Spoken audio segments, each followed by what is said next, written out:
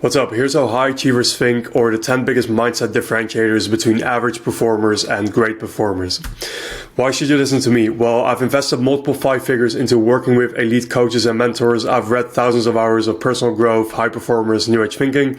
I've helped dozens of people go from underachieving to high performing, and I've also transformed my own life from being addicted, scrawny, to then overweight, having no discipline, being a dropout, to now building my dream body, scaling my business, building a global network of high achieving friends, and living an awesome, happy existence. First thing is high frequency versus low frequency. So average people let their external environment create their internal environment, whereas high achievers create their external environment by first recreating their internal environment.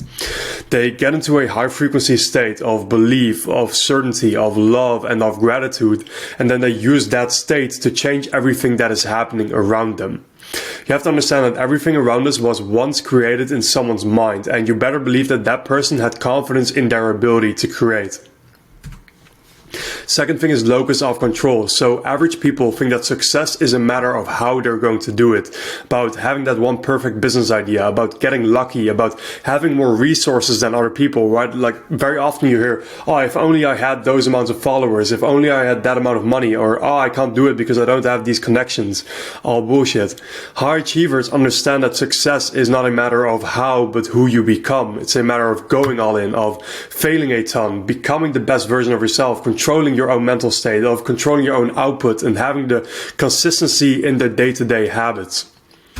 Third thing, abundance versus scarcity. So average people believe in scarcity. There are finite resources and I must hoard everything I can and hold on to this for dear life. High achievers believe in abundance. There are infinite resources, and the more I give, the more I get. So I put down an example with money. If you spend a lot of money, you affirm to the universe and to your brain that you are confident that you can make that money again. If you hold on to every penny, you affirm that it's going to be difficult to make more, and either one will become your reality. Fourth one, believe what they hear versus believe what gives them power. Average people believe whatever the masses believe and blindly follow it. They think that the 99%, right, that listens to the same information, that by listening to that same information, they're going to get different outcomes. They believe in the government. They believe that the news, like all of these common input sources, have their best interests in heart. High achievers only accept what enables them to be more powerful, and they very carefully listen only to people who are in the position that they want to be in, or who are on the least, at the very least, on the same path as them. This is why I personally don't accept limiting beliefs anymore. I don't even entertain limiting beliefs. I don't believe in depression. I understand it's a real thing for others, and I definitely felt depressed 3 years ago. It's just no longer a part of me. I could never go back to that low of a frequency, and I will not accept that as part of my reality. And then the question from me to you is, why would you want to create a life for yourself in which you believe that depression exists? Because then it's something that it can happen to you. Number 5, investing. So average people invest safely into index funds, into real estate, or perhaps riskier investments like crypto, in the hopes of getting lucky, like we talked about before. High achievers invest in themselves above all else because they understand that that has the biggest ROI and they control themselves. Number 6, victim versus owner. Average people have a debilitating mindset. They believe that setbacks, that mistakes, that obstacles, they're just confirmations of inferiority. And I'm kind of joking here, but to some extent, they believe that, this stuff is going bad, it must not be for me, or anything, along these lines. High achievers have an empowering mindset. They believe that setbacks, that mistakes, that obstacles, they're just blessings.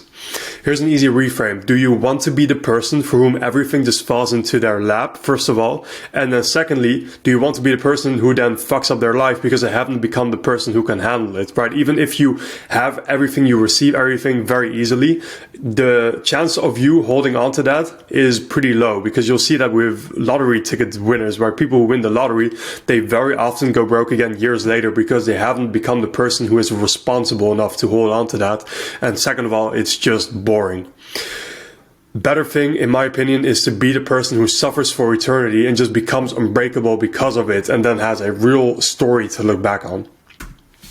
Number 7, pleasing versus serving. Average people will say what makes themselves and others feel good. High achievers will say what creates the best end result for both themselves and for others. And we call this fearless communication. You just say whatever you have to say to get the best results. It's direct, it's to the point, and it's impactful. Number 8, uncomfortable versus comfortable in growth. Average people feel discomfort in going outside of their comfort zone, and they steer away from it, avoiding confrontation with their fears, with any pain, etc. High achievers reframe discomfort to be a powerful signal to do something. They see it as an opportunity to grow. They see it as them caring about this thing. It means, that it's something that is challenging them, that enables them to step beyond their current possibilities. Number 9, knowing a lot versus living what you know. Average people say, yeah, I know this stuff, right? Like, most of the things that we need to know are very basic. Average people say, yeah, I know this, and then they do not implement it whatsoever. It's like, why are you not doing this? High achievers live what they know. So they understand that knowledge isn't power. They understand that applied knowledge is power. So they repeat the basics and they master them.